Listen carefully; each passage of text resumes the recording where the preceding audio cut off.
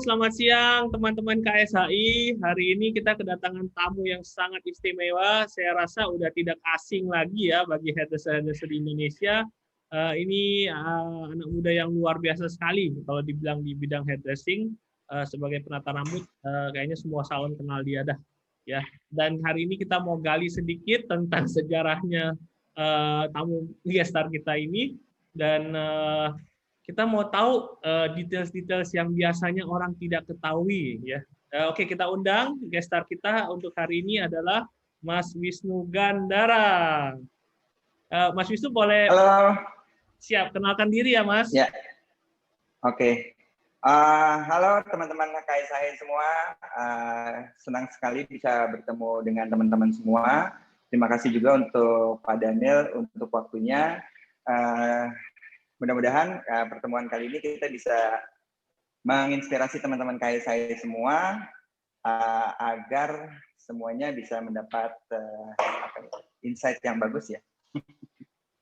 Iya, harus membagi sedikit secretnya nih Mas Wisnu. Gimana sih kok di usia yang muda begini sudah bisa ada peran segitu penting ya di Irwantim dan segala sebagainya ya? Ya, kalau untuk itu sih sebenarnya kebetulan aku sama Irwantim memang sudah lama. Jadi kalau dibilang apa namanya sudah mendapatkan peran sangat penting juga prosesnya juga sangat lama sekali. Aku sendiri join di Irwantim sudah mulai dari tahun 2000 Pak Daniel. Jadi semua itu sudah melalui proses dari awal. Memang saya kebetulan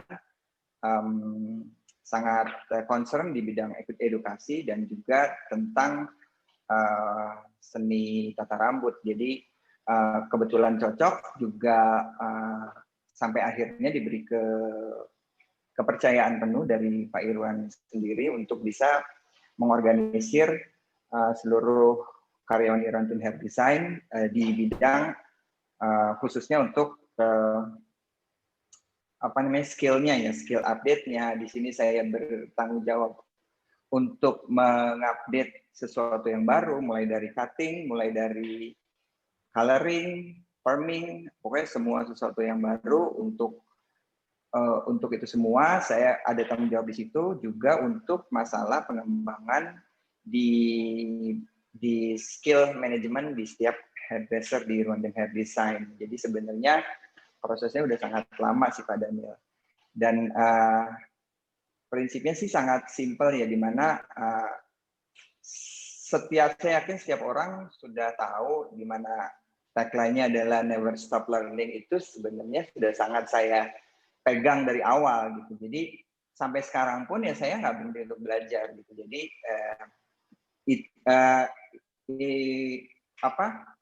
saya rasa itu yang membuat alhamdulillah saya menjadi diri saya sekarang. Oh, jadi itu ya, jangan pernah berhenti belajar ya Mas Wisnu ya. Tapi kalau karirnya Mas Wisnu di salon gila ya, ternyata udah 20 tahun, saya juga baru tahu ya. Kirain belum lama gitu. Wah, 20 tahun sudah. Boleh tahu nggak Mas, sebelum jadi hairdresser ya, itu pernah nggak kerja lain ya selain stylist gitu? Sebenarnya ya menarik sih Pak Daniel. Memang dunia hairdressing ini sekarang dulu lebih tepatnya adalah dunia yang dipilih kalau enggak jadi gini, kalau saya pribadi dulu itu saya kuliah tapi dulu memang waktu SMA sendiri saya tuh udah suka tuh gunting-gunting rambut teman. Pada saat itu memang hal yang biasa, gunting rambut itu teman yang guntingin gitu. Tapi mungkin saya sendiri udah ada passion di sana, tapi tidak pernah terpikirkan untuk menjadi hairdresser pada saat itu. Karena profesi hairdresser pada saat itu adalah bukan profesi yang dicita-citakan oleh setiap anak gitu kan. Pada saat itu kan orang jadi hairdresser itu apaan hairdresser gitu kan. Bukan, kalau dulu kan cita-citanya apa, mau jadi dokter, mau jadi insinyur kayak gitu-gitu kan. Hairdresser adalah bukan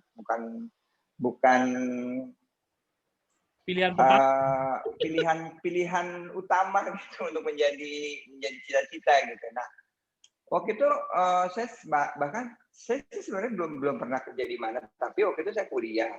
Tapi yang saya ingat adalah saya sendiri bukan tipikal orang yang suka bekerja di belakang meja gitu loh.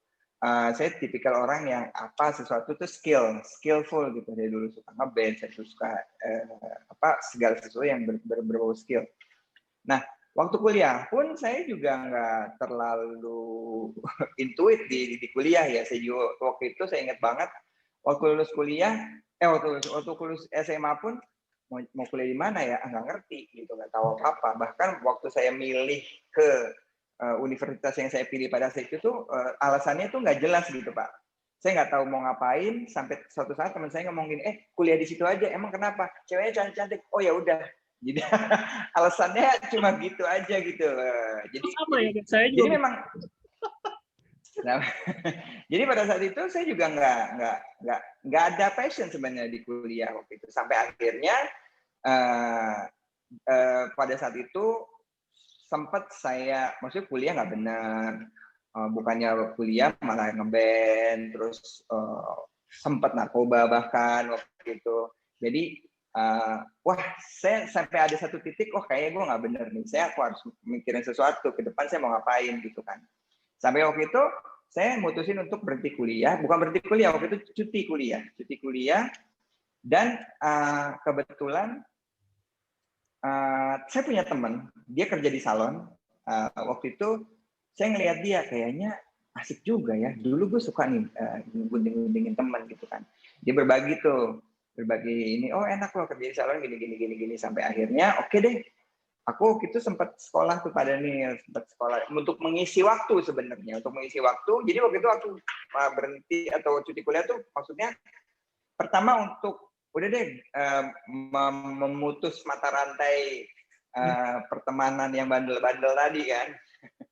Sampai akhirnya ya udah saya ngisi waktu, saya belajar, saya ikut sekolah waktu itu, sekolah gunting rambut, sampai akhirnya sempat saya tuh kerja di salah satu salon yang cabangnya banyak banget.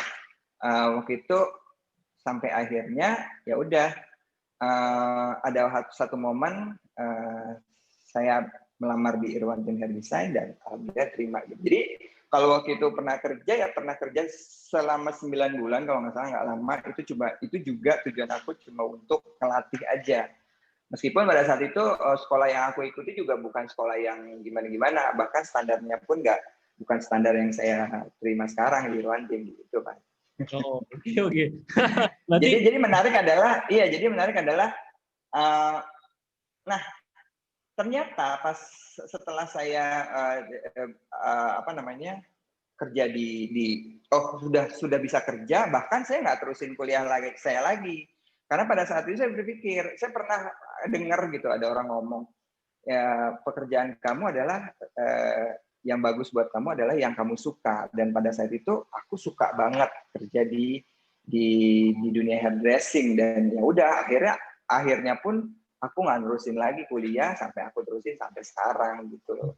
Tapi itu juga di awal banyak pertentangan sih pada saat itu dari keluarga segala macam, karena kan pada saat itu keluarga taunya ya udah lu kuliah dulu minimal lu dapat gelar gitu segala macam. Tapi buat aku gelar sih nggak penting, yang penting duitnya ada kan gitu Pak.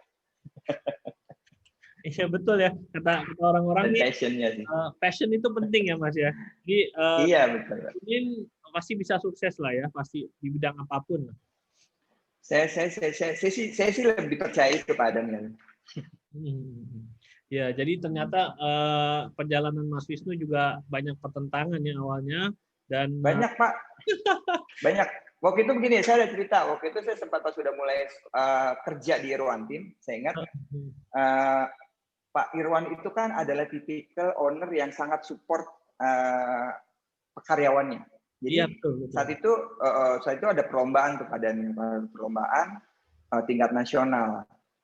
Jadi sebelum saya ikut lomba tuh biasa kan kalau lagi lebaran gitu ketemu keluarga, terus biasa di sidang. Waktu itu saya ingat banget Pak, di sidang, kamu mau ngapain, kamu harusnya lanjutin kuliah, mau ngapain kamu kerja di salon, gajinya apa biasa lah. Dan pada saat itu ya saya juga tidak bisa menyalahkan sepenuhnya gitu kan, saya cuma bisa diem aja ya udah gitu kan. Nah one day setelah itu saya ikut lomba Pak, ikut lomba skala nasional. Alhamdulillah waktu itu juara gitu. Juara. Dan pada saat juara itu kan langsung exposure di majalah. Pada saat itu kan majalah tuh luar biasa, apa nggak kayak sekarang. Sekarang kan majalah malah udah mati.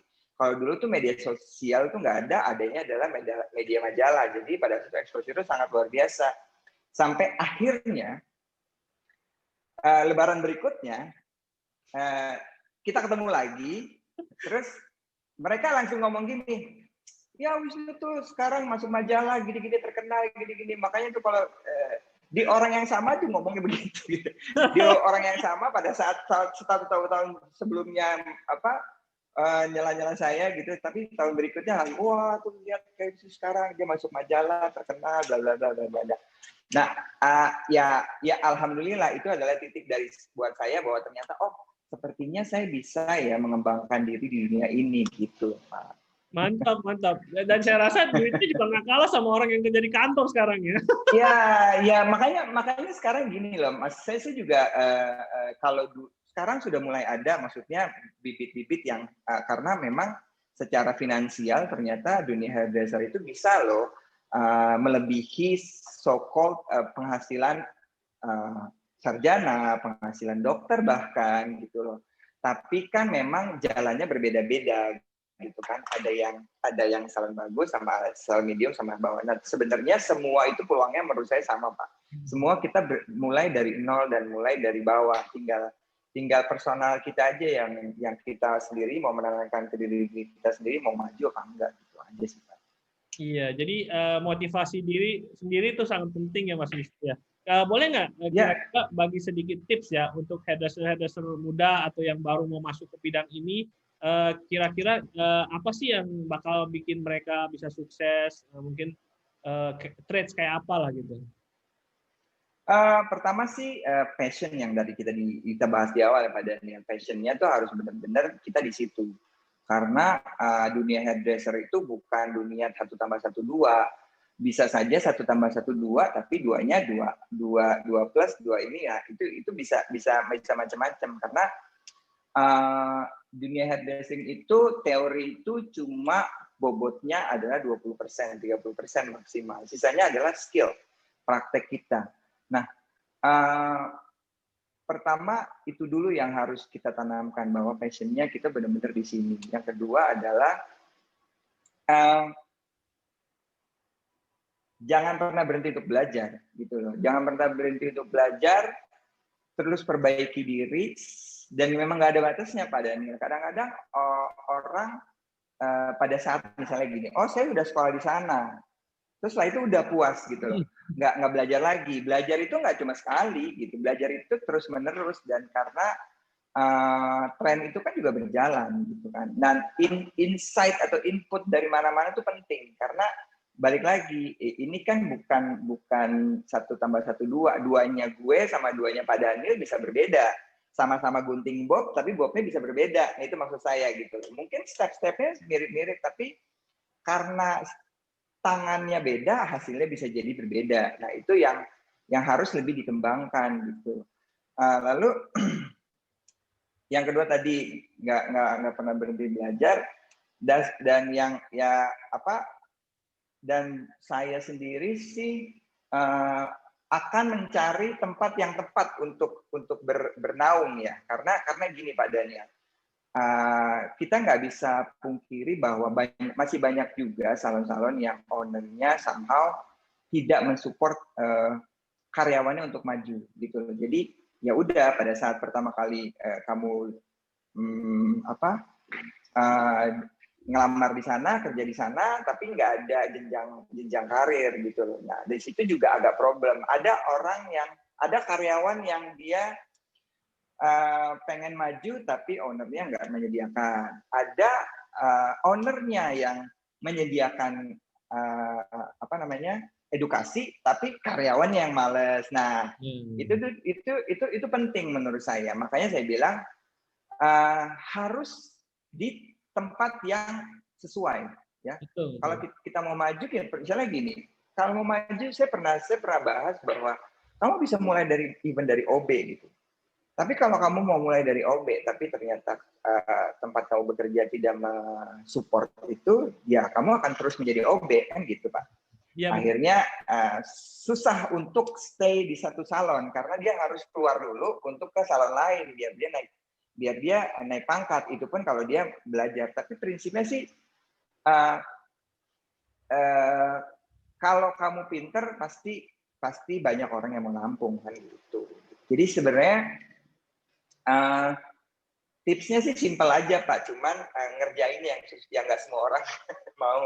Maksud saya gini loh, setiap orang selalu bilang lu sih udah enak, lu udah di tahap ini, lu udah enak. Orang tahu enaknya tapi orang nggak mau tahu prosesnya. Nah itu sih menurut saya kalau mau maju harus mau menjalani prosesnya. Tinggal prosesnya kan ada yang mulus kayak jalan tol, ada yang belok-belok kan. Setiap orang masing-masing beda. Kalau misalnya yang mulus misalnya Pak Daniel, kalau dia punya duit ya dia tinggal sekolah ke luar negeri, let's say. Pulang-pulang ke sini langsung ngelamar ke salon gede, biasanya lebih diterima dibanding kalau kitanya pengalamannya AU nggak jelas gitu kan. Nah itu tapi kan bukan berarti yang nggak punya duit nggak bisa maju kan gitu Pak. Jadi sebenarnya tinggal jalannya aja sih yang liku banget atau jalan tol kayak tadi. Gitu sih Pak. Mas bagus sekali ya masukan dari kita bilang senior lah karena Mas Wisnu ternyata udah lama sekali ya di salon ya. Bagus banget teman-teman, tolong belajar banyak nih dari senior-senior kita di acara ini. Terima kasih banget nih Mas Wisnu, sorry waktunya singkat. Sama-sama Pak Daniel. Panjang lebar ya, masih banyak nih yang kali. Lain kali kalau bagi sedikit skill juga nih ya, demoin gunting. Boleh Pak Daniel dengan senang hati. Mantap. Ya, jadi teman-teman terima kasih Mas Wisnu luangin waktu untuk kita. Semoga teman-teman dapat sesuatu dari tips-tipsnya Mas Wisnu ya. Dan kita doain semoga Mas Wisnu terus berkarya, maju terus dalam bidang ini. Dan teman-teman yang maksudnya minat untuk belajar ke Irwan Kim Academy bisa hubungin Mas Wisnu langsung ya. Bisa cari beliau di Instagram atau di Facebook ada. Langsung daftar karena Irwan Tim udah terbukti kursusnya mantap, materinya luar biasa ya. Oke teman-teman, terima kasih Mas Wisnu. Terima kasih Pak Daniel, terima kasih buat teman-teman KSAI. Semoga bisa maju terus ya. Saya rasa acara-acara seperti ini sangat bagus untuk bisa menginspirasi banyak orang, terutamanya hairdresser di Indonesia karena dengan kita terinspirasi oleh orang yang sudah maju duluan, saya rasa itu bagus gitu loh. Dan mudah-mudahan cerita saya bisa menjadi motivasi juga buat teman-teman yang lain. Terima kasih Pak Daniel. Amin. Sukses semuanya. Ya, terima kasih sekali lagi. Sampai jumpa. Thank you Pak. Bye. Berikutnya. Sehat selalu Pak.